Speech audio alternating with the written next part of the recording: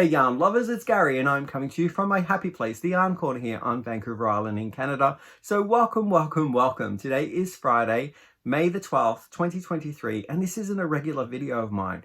I have been sponsored by Hobby to talk to you about travel experiences. So they come up with this wonderful campaign about being inspired to create something on your travel experience, perhaps maybe experiences from the past or what you love doing when you go on your holidays. So they've created a hashtag which will run between now, when this film is scheduled to drop, May the 17th, 2023, and it will run until June the 16th, 2023. So the hashtag, if you are interested in coming along and making something that is inspiration from your travel journeys, then hashtag it with hashtag on holidays with Hobby. And you can attach it to any of your social media posts so that we can let Hobby know what our favorite exploration travels are, whether we like to be pampered or whether we like culture, inspiration points. Now, my contacts said I could pick whatever yarn I wanted to talk about these patterns that I'm going to be working on. And I am going to be working on one crochet and one knit. There are 4 different collections that I'm going to be talking about. The first one being this one here, new to me. I don't know whether it's been out for very long. It's called Hobby Sweet Tweed, and it's a lace weight yarn. I'll just pull it up here so I can tell you a little bit about the yarn collection. And it has a nice fuzzy content here that you can see. I'll be mixing and blending these yarns together. So my idea is to hold this with another yarn that I'm going to showcase.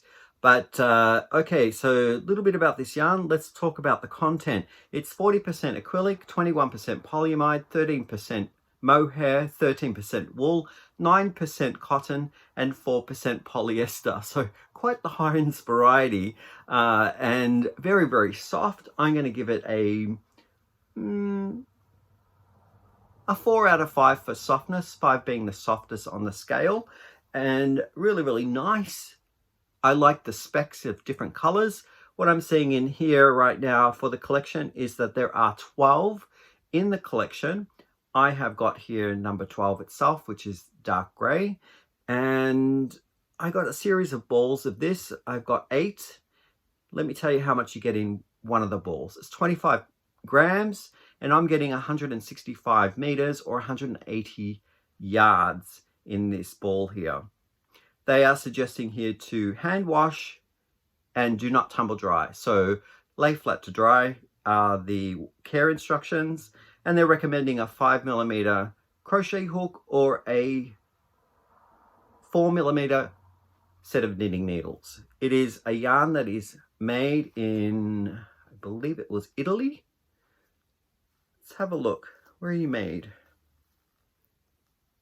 Yes, made in Italy, and it's very soft. I love it, love it, love it. So that's the dark gray color. Reaching in my bag, seeing whether I can get the other one. And then this is the light gray color. And it is color number 11. So got 11 and 12. So I'm looking here online at the other colors that are in this series, and they do have some that are bright colors and some of where the flecks are a different contrast color, which is a nice kind of textural finish that would work up if you had, say, a bright yellow with different spec colors on it. So really like this. And what I'm doing is I'm pairing it with another yarn line that I have here that's new to me as well, and it is the alpaca silk. There it is there. Oh, this is a dream. This one for me rates 4.5 out of 5 for softness, and I could wear this against my skin with no undergarments whatsoever. So directly against my skin with no itching, and it's very soft. What I'm going to do is pull it up here and tell you a little bit about this yarn. What I'm holding here is a color called Pearl Beach, or if you're looking for the number, it's 5. They have 30 colors in their collection. And let's look at the ingredients. It's 70% alpaca and 30% mulberry silk. I have actually ripped these bags open when I received them, and I wanted to start working on this. So I did a little swatch and it turned out beautifully. So yeah, I am seeing here that these are 50-gram balls offering up 166 meters or 182 yards, which is perfect for the other small, this one here, same meterage and yards.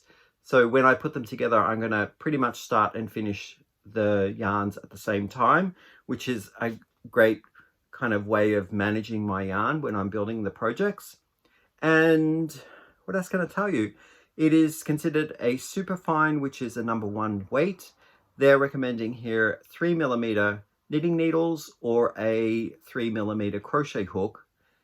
The care instructions are to hand wash and to lay flat to dry. Do not tumble dry. And it does have a nice sheen to it. I do love that, how it picks up the light.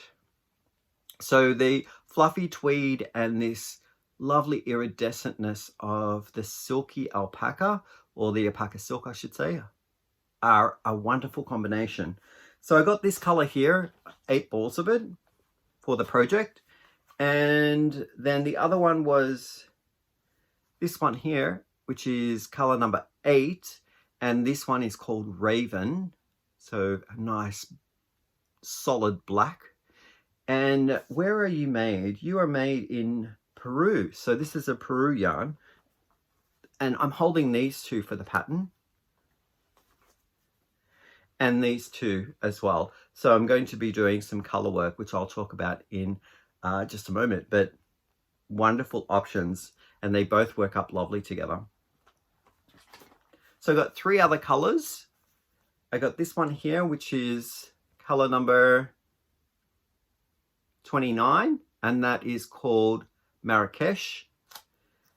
I got this one here, which is color 17, and this one is called Venecia, or Venecia, I think it's called. Let me just double check. So color 17 is Venezia. And this one here is color number 21, and that is Arctic Lichen. So I'm going to be putting these 3 into a pattern as well. Absolutely beautiful colors together. Okay, the next one that I got, this is the 3rd collection that I'm going to be working up and trying out, is the ever so luxurious Dolce Cashmere. And it is a hobby line of yarn as well. Look at those colors. Holy, this is color number 15, otherwise known as Sangria. And it goes from an amazing kind of mauvey color into more of a deep purple. And I thought that this would be great for the pattern that I'm going to be picking, and I'll show you in a moment. I jumped at the chance of trying this out again for the 2nd time. The first color that I used in this collection was going back about a year ago, and I used the last of it just recently in a project, and it was the gray color, which was very neutral, and I absolutely loved working with it. So let's take a look at the ingredients on this one. It is a 200-gram cake offering up 770 meters or 842 yards. They are saying here it's 65% wool and 25% polyamide, 10% cashmere. It is super soft. I'm rating this a 5 out of 5 for softness. I could wear this against my skin with no undergarments, directly against the skin, no itching. It is very, very soft. I love the color blends and how they gently gradate from one tone to the next. Very beautiful. The finish on it is, I'm going to say, kind of semi-matte, not so shiny and not so dull. It's got a nice blend and reflects the light just nicely. They're saying it's a 1 fingering weight, hand wash, and to lay flat to dry is the care instructions. It is made in Italy. The suggestion on knitting needles is 3 to 4 millimeters. Crochet hook is 3.5 to 4 millimeters. And what else can I tell you? I think that's about it. So the color that I'm holding, Sangria, is one that I'm thinking of using for a pattern. I'm not sure because I got a few more of these wonderful Dolce Cashmere colors, and all of them are making it confusing on which one that I will choose. So a little bit about their color palettes that they have on offer is that there are 17 colors in the color collection, ranging from all these wonderful bright hues to neutrals, and then there is one in there that's called the rainbow, and that's going through all of the bright rainbow colors. So if you're looking for a project that's subtle all the way to being loud, this line has it covered. Here is another color that I absolutely am gravitating to. It is color number 7, or it's called rose gold. Absolutely stunning. I'm like seeing these two worked up together in something. Pops of that nice gold color coming through, the more neutral purples, and purple and yellow are on the opposing sides of the color wheel, so you'll get a nice kind of complementary design that comes through, working in the most loudest parts of each of the colors. The other option that I have, because my experience traveling that I'll talk to you about had this iridescent color blue in it, this really features prominently in my memory when I was 23, when I traveled. And this one is color number 6. Otherwise, it is called iridescent blue. And it has this nice gunmetal-y gray going more into the ultramarine blue, cobalt blue, royal blue. So whatever you want to call it. Just a beautiful color and so soft.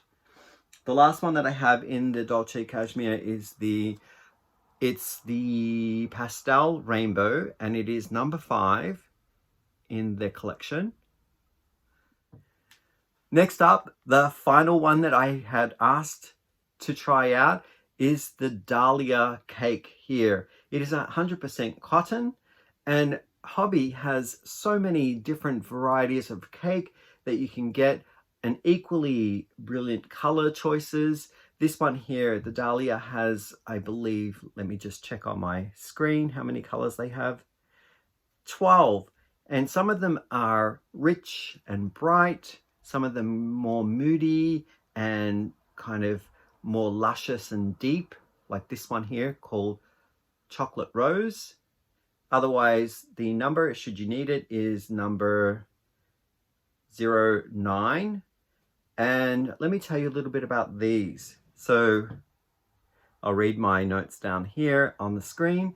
It's 100% cotton, 200 grams in the cake, offering up 800 meters or 875 yards. It's considered a fine on the website, but here it says it's a 2. So I believe it's more of a 2-weight yarn. They use the 4 strands together to create the color blend or the color transition.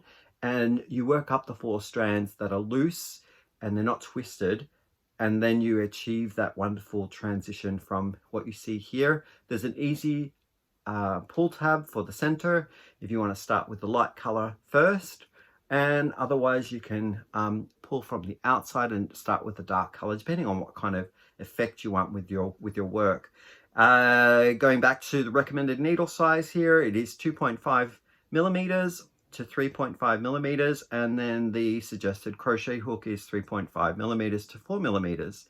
The care instructions are you can machine wash this and to not tumble dry but lay flat. So great care instructions there. What else can I tell you? Where is this made? It is made in India. I absolutely think this yarn, even though it's tightly compact in this cake, I'm feeling the strands here are like a regular cotton would be, slightly dry, doesn't have any give. So if you're looking to create something lacy and drapey, pairing it with a larger set of knitting needles or the larger suggested crochet hook here would avoid any of that kind of stiffness that you would get with too many tight stitches together. But I love it, love it, love it, love it so much. So thank you, Hobie, for sending me all this wonderful yarn. If you're still here with me and you want to talk about travel experiences now, I would love to hear your perfect holiday. What do you like doing? Do you like going to the beach? Do you like going somewhere cultural? Do you investigate all the wonderful cuisines that are out there when you travel? Leave me a comment down below on your perfect holiday. Now, when you actually are on this holiday, if you were going to make something that would remind you of that holiday, would it be the beach cover-up wrap?